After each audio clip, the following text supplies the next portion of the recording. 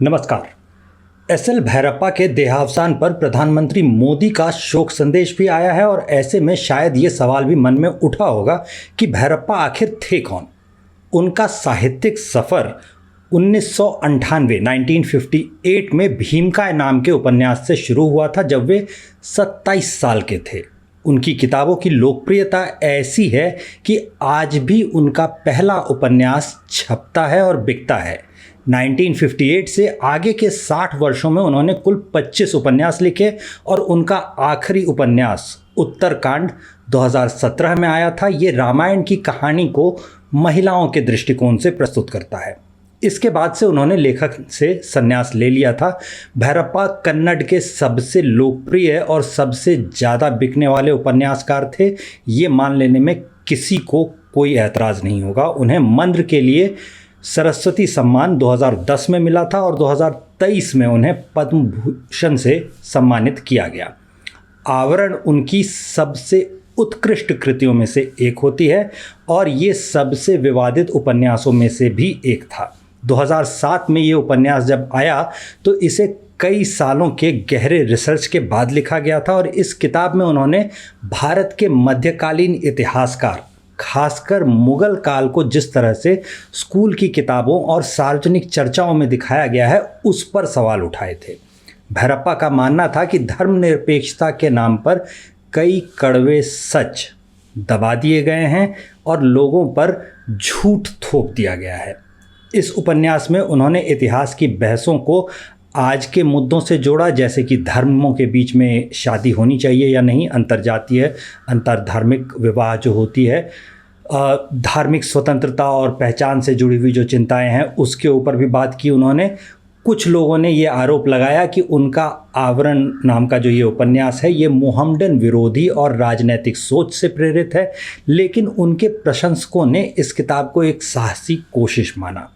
ऐसी कोशिश जो इतिहास के छिपाए गए पहलुओं को सामने ले आती है। विवादों के बावजूद आवरण बहुत लोकप्रिय हुआ, बेस्ट सेलर बना और कई भाषाओं में इसका अनुवाद भी हुआ। ये उपन्यास वर्तमान भारतीय साहित्य में सबसे ज़्यादा चर्चा में रहने वाली रचनाओं में से एक है। हिंदी पट्टी में आवरण या भैरप्पा कोई बहुत जाना पहचाना हुआ नाम नहीं है। अगर मूल कन्नड़ में देखेंगे तो उनकी प्रसिद्धि इतनी थी कि उनका ये जो उपन्यास था, ये दूसरा उपन्यास था जो ऐतिहासिक पृष्ठभूमि पर लिखा गया और ये उपन्यास बाज़ार में आए इससे पहले ही इसकी सारी प्रतियां बिक चुकी थी।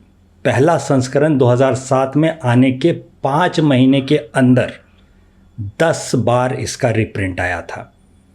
उनकी ये किताब तमिल और गुजराती भाषाओं में भी बेस्ट सेलर रही है। उनका ये उपन्यास आज कई भाषाओं में आता है, हिंदी और अंग्रेज़ी में आसानी से उपलब्ध है, आप पढ़ सकते हैं।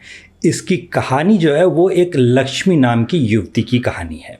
लक्ष्मी अपनी उम्र की कई दूसरी युवतियों की तरह ही विद्रोही स्वभाव की, या कहिए कि स्वतंत्र विचारों की, खुले विचारों की युवती है।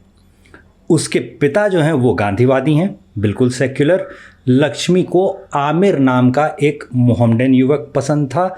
लक्ष्मी को लगता था कि आमिर प्रगतिशील विचारों का है और वो उससे शादी करना चाहती थी, लेकिन उसके पिता, गांधीवादी पिता, इस शादी के खिलाफ थे। आखिरकार लक्ष्मी मजहब बदलकर रज़िया बन जाती है और आमिर से निकाह कर लेती है। धीरे धीरे उसे समझ में आने लगता है कि आमिर दिन प्रतिदिन उस पर मजहबी विचारों का पालन करने का दबाव बढ़ाता जा रहा है। लक्ष्मी से रजिया बनकर निकाह करने के बाद अब उसे आमिर उतना प्रगतिशील नहीं लगता। थोड़े ही समय में रजिया के सवालों से खींचकर आमिर उसे 3 तलाक भी दे डालता है। अब रजिया जो है वो वापस लक्ष्मी हो जाती है। लक्ष्मी निकाह से पहले एक फिल्मकार थी और फिल्म बनाने के लिए शोध करने का उसे अनुभव था।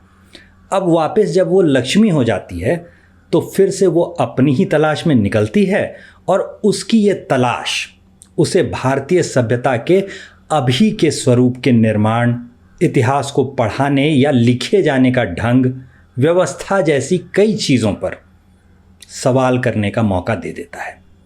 ये सवाल बहुत सहज सवाल नहीं है, तथाकथित प्रगतिशील भी। ऐसे सवालों पर असहज होकर गाली गलौज शुरू कर सकते हैं। इसलिए अगर असहज करने वाले सवाल देखने हो तो आप आवरण देख सकते हैं। अगर मौका मिले, संभव हो, तो आवरण के एक से अधिक भाषाओं के संस्करणों की तुलना भी करने का प्रयास करके देख लीजिएगा। हो सकता है मुझे उतनी सही जो चीज़ हिंदी में नहीं लगी हो, किसी और को वो हिंदी पसंद आती हो। हिंदी के साथ साथ दूसरे जो हैं अंग्रेज़ी, तमिल, गुजराती इत्यादि की तुलना कीजिए। हम ये इसलिए भी कहते हैं क्योंकि अनुवादों को पढ़ते ही आपको अंतर महसूस हो जाएगा। अंग्रेज़ी और दूसरी भाषाओं में जहाँ एक स्तर नज़र आता है, वहीं हिंदी अनुवादों में, केवल इस पुस्तक में नहीं, कई पुस्तकों में निराश करते हैं हिंदी अनुवाद जो होते हैं वो। तो हिंदी पाठकों के लिए आप लोगों को ये भी सोचना चाहिए कि कई मामलों में हिंदी का जो अनुवाद है वो इतना स्तरहीन क्यों होता है। अंत में एक स्त्री की यात्रा, इतिहास के प्रश्नों, सामाजिक विविधताओं, जैसे हिंदुओं में भी दफनाने की प्रथा होती है, ऐसी चीज़ों के बारे में पढ़ना हो तो आप आवरण देख सकते हैं। भैरप्पा को याद करने का सबसे अच्छा तरीका यही होगा कि उनकी किताब आवरण पढ़ ली जाए। धन्यवाद।